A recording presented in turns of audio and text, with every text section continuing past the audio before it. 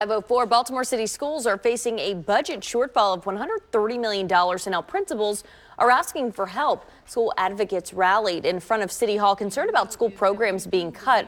More than 1,000 teachers could be laid off if the city and state don't come up with more money.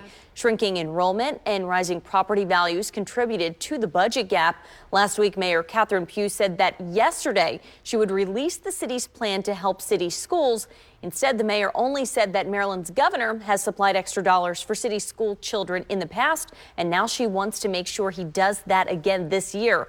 A spokesperson for Governor Hogan said the city gets the second highest amount of funding per student in Maryland. Both the city and state are dealing with their own budget deficits.